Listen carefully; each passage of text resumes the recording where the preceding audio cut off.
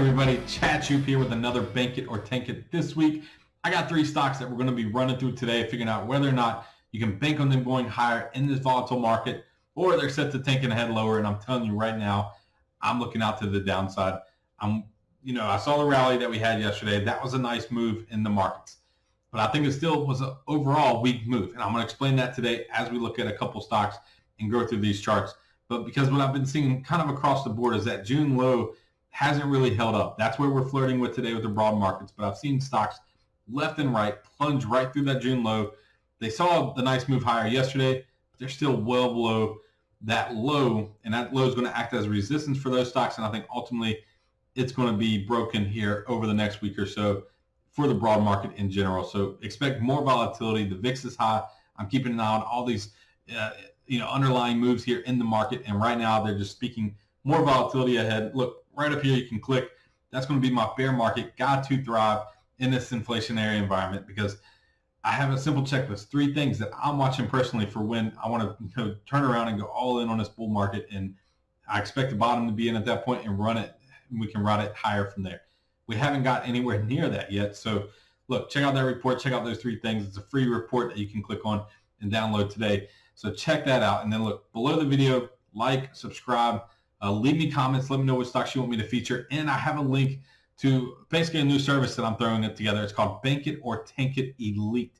And it kind of goes with the name to it, is that we are going to take this concept, these Bank It or Tank It videos, to a whole new level. I'm going to be kind of showing you what I'm watching today, but then basically for a small fee, you can get these alerts on these stocks that we're tracking. We're setting up the key levels. You can do it on your own, but if you don't feel like doing that, I'm going to set up alerts and send them to you via email if you sign up and join today. And also, this is the elite version, so it's got a lot of these action that's going to be in it with the stocks that we're covering today.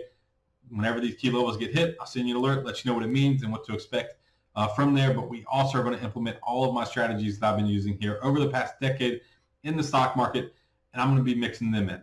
Just a couple here and there throughout the month, but we're going to be taking these actionable insights based on what I'm seeing taking place in the market and the best way that I can see we can position ourselves to make a profit. Basically, I'm trying to see what the market has given us that we can just kind of jump in, take some profits, and move on. And I'm going to share those trades with you all here on a weekly outlook, a weekly portfolio updates, all in this new service, Bank It or Tank It Elite. So I'm kind of throwing a mixed bag of things in there, because I think in this market environment that we are seeing right now, that's the best approach. It's not a one-size-fits-all approach right now.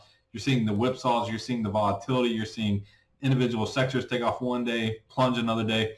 It's a volatile market, and to navigate that, you're going to need strategies that are built to adapt, and that's why incorporating different approaches like we are doing, we're going to be able to stay one step ahead, and by just taking a look at what the market's giving us, the best opportunities at that time, jumping into them, and then moving on to a new trade the next week. So scroll below to learn more about that. Click, there'll be a link below in the information section below this video.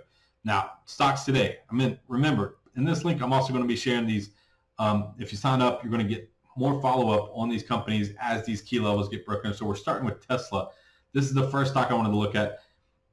And we had the big move yesterday. Not that big of a move in Tesla, but look, it's holding up rather well here compared to the broad market. It's pulled back. This is the June area lows for Tesla, and it's not even flirting with that support level right now. We are up here consolidating into this nice price channel. So what I'm looking for is it to fall below this green support line. When it does that, I'll get an alert, and I'll send you an alert right away, letting you know. We go by closing lows, by the way, so I don't care if it dips and flirts with this line. I want to see it close below it, then I'll send you an alert after that. And to the upside, we have this key price to watch, about $313 per share, $313.61 it looks like.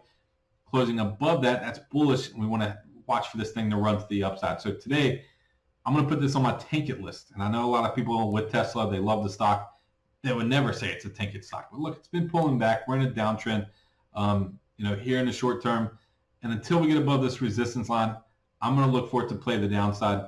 Right now, we are still kind of teetering sideways here after this rally, but it's in the leading quadrant, which tells us that we would expect it to weaken next and start to move lower from here. So the fact that it's not breaking out in the leading quadrant, as it starts to weaken and then get into lagging, that could be what ultimately breaks below this channel. It didn't break it here. It went from leading to weakening to lagging and stayed inside of this. jump right back to leading.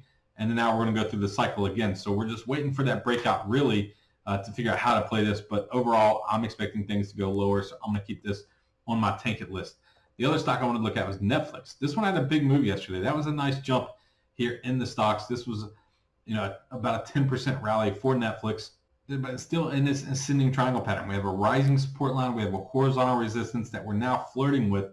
So it's getting up to this level. And you can see that this key resistance goes back to the big dump lower that we had back in April for the stock. So this is a critical point to watch, and we want to see it break out of that. If it breaks out of this, then it could close this gap. It could run up to above, $330 a share. So that's a quick double-digit gain here in the stock once we get above this. So we want to see, definitely want to see how this momentum goes from yesterday and if that carries into the end of the week. So I got line alerts set up that when this thing closes above, $250 here for this stock, then you want to go long. And if we break below this key support down here, then you want to go short. So today, seeing how Netflix is trading, it just got a big move higher. It's got a lot closer of a gap to break out of this.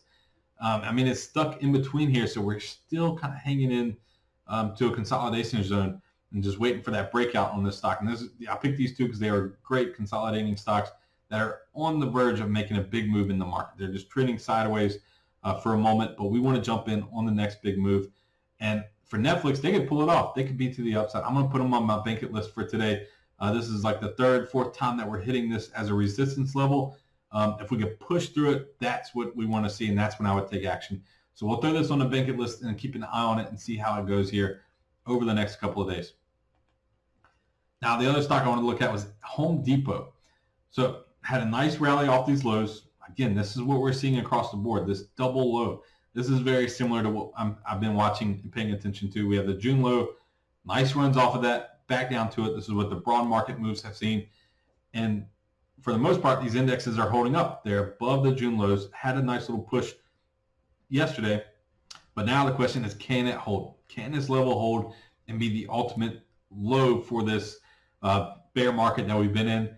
And to answer that question, I'm going to say I don't think so. I do not think that this low is going to be the ultimate low. I would love for it to be. I'm just looking at the headwinds from the Fed. They've given us no green light here on quantitative easing, on slowing down. They're full steam ahead on tightening, and we don't get more from them really till November. So we got a whole month here that we're going to go through and just kind of volatilely be trading back and forth based on their comments. So that's going to leave us here in a lot of whipsaws, and I think that's what we saw yesterday. Bank of England had a step in. So that's actually not a good thing, right? I mean, they had to step in and basically buy back their version of bonds and to slow down the kind of panic that was going on. So when the Fed has to step in, that initial point, it's usually not a bullish sign in the stock market like we're seeing today, where we are seeing these stocks try to go higher off this news. That news was actually negative news. I mean, this is, sure, the Bank of England acted, but they feel like they were forced to act. They didn't want to. And when you're at that point, it's almost too late. Like the balls are going to drop here all over the place, and then it's going to be too much for the Fed to kind of, pick them up as they drop. They're going to have to panic and totally react, and that's in my bear market report, so be sure to check it out. But once they get to that point, the initial move is usually more gradual, kind of like this. The Bank of England is not, full steam ahead and trying to support the economy. They did one baby step to try to slow the burn, and it's really just like a Band-Aid. It's going to continue to go right through that, and it's not going to do the job that they want. And that's why I'm staying bearish today. As of today, of course, I'll be watching everything in the markets and updates, and we can change our mind at any point. That's kind of the beauty of being a trader, that I'm not bought into the whole, I'm not a perma bear. I don't think the world's going to burn. I'm just waiting for the Fed to let off the pedal here a little bit on tightening. Their goal, basically, when you step back and look at what the Fed's doing and everything that they've been telling us. And so for Home Depot, though, we're going to have this on my bank it list for today because it's above the support. As long as it's above that green line, we're going to keep it as a bank it stock. So back to the Fed, though, because I try to get around that because I want to stick to the charts and watch how they're trending because it's above the support, so it's on my bank it list, even though I think stocks are headed lower in general. And that would drag down even stocks like Home Depot, Tesla, Netflix. It doesn't matter. They're going to get pulled under here if the market actually does roll over.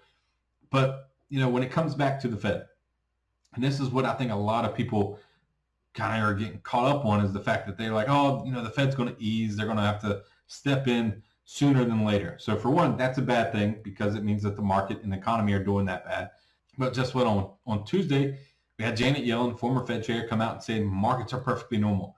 This was the one day before the Bank of England had to act and jump in and support their basically their bond market. And it's as the stock market's in a bear market. There's volatility all over the place. Yields are going through the roof. Inflation is still high. And former Fed chair, she's currently the Treasury Secretary, says that everything is well and normal. So no panic, right? But the Bank of England had to step in a day later. That was a panic move on their part. They had to step in, lender of last resort there to stymie things up. And then when it comes, people are taking that and translating back to the Fed and saying that they're going to step in sooner. Not going to be the case, people. The Fed has been clear from day one that they're basically not going to stop until there is pain in the economy. I mean, that has been clear as day from the beginning. And that's what investors just kind of keep ignoring. They don't think that the Fed is ready to sit down and actually go through this rough environment that they're really trying to push us into. They're pushing us over the cliff on purpose. They know by raising interest rates, by raising the 30-year mortgage rate to over 7%, to raising these lending rates, that is going to cause a lot of pain in the economy. And that's their goal. That's how they stop inflation. They're going to crush inflation, and they're adamant about it, and they're going to succeed in their job. In fact, I think they're going to do it too good, and it's going to turn into some deflation and a big recession here for the economy in 2023 because we're already in a recession. We've already had the 2 negative quarters of growth. So the recession has already hit. It's coming on.